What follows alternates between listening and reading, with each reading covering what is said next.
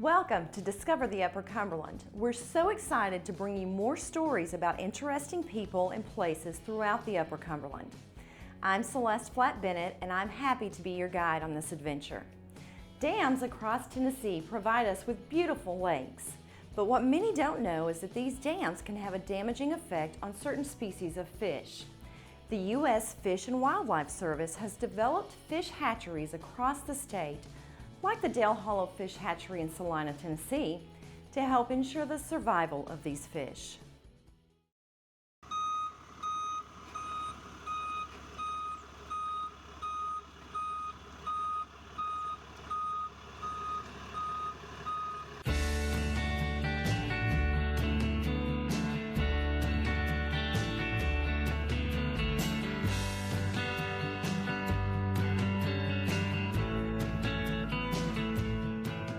Years ago, when the dams were built, the core dams on the Cumberland River system and the TVA dams on the Tennessee River system, they were built mostly in the late 40s, early 50s for flood control. Many of them were later retrofitted for power generation.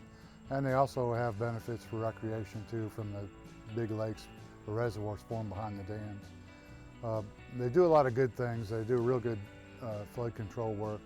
But one of the downsides of dams is that the cold water sinks to the bottom of the dam, and that's where they release water for flood control or for power generation. That's great for trout, not so good for the native warm water species such as largemouth bass. There used to be, in a lot of the rivers, such as the nearby Obie River here, recreational fisheries based on those warm water species. Since the dams came into operation, those have gone away because largemouth bass need 63, 64 degree water to reproduce before they'll spawn. Trout, however, thrive in the cold water, so we've replaced basically a fishery that was based on warm water species to one nowadays based on cold water species.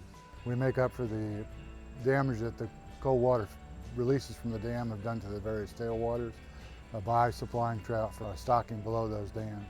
If it wasn't for stocking trout, there wouldn't be much fishing below the dams in some of these tailwaters.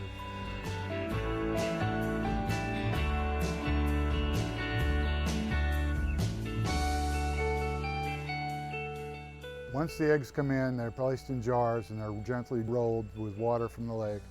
And that aerated water supplies the eggs with oxygen and carries away waste products. But typically at 52 degrees, the eggs will stay in the jars for about 2 weeks. They'll hatch. We put them down into tanks, which we've seen inside. We put the hatched eggs, which are then called sac fry, down the bottom of these tanks for further development.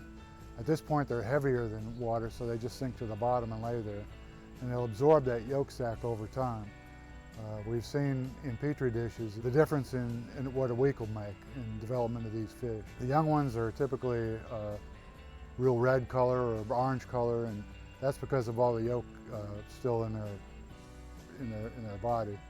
And as they develop that yolk, as they absorb the yolk sac, they start to grow and they'll turn darker and lose some of that red or orange color. They'll stay in these tanks then until they're 4 or 5 months old, then they'll be 3 inches long, and we move them out into nursery raceways, the little narrow raceways outside. After they outgrow those, we put them in the 8-foot wide production raceways. And they'll be split several more times before they get to 9 inches. And if there's uneven growth, we put graders in them, which separates them out by size. When the fish go out, they're uniform size. They're a 9-inch fish are all 9 inches, and they don't range from 12 to 4. And from the time the egg comes in and hatches to the time a 9-inch fish goes out, it's about 14 to 15 months. It used to take about 18 months, but we've got much better fish food available on the open market these days, so we can grow them a little faster.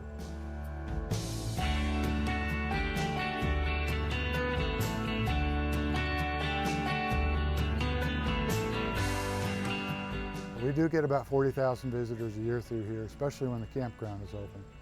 We have a public fishing area down below the hatchery that we stock every Friday, and people know that. And so we have special tours come in here, and the tours are tailored to whatever the school kids would get a different tour than, say, a fish culture class from Tennessee Tech. But we tailor our tours to fit those different groups.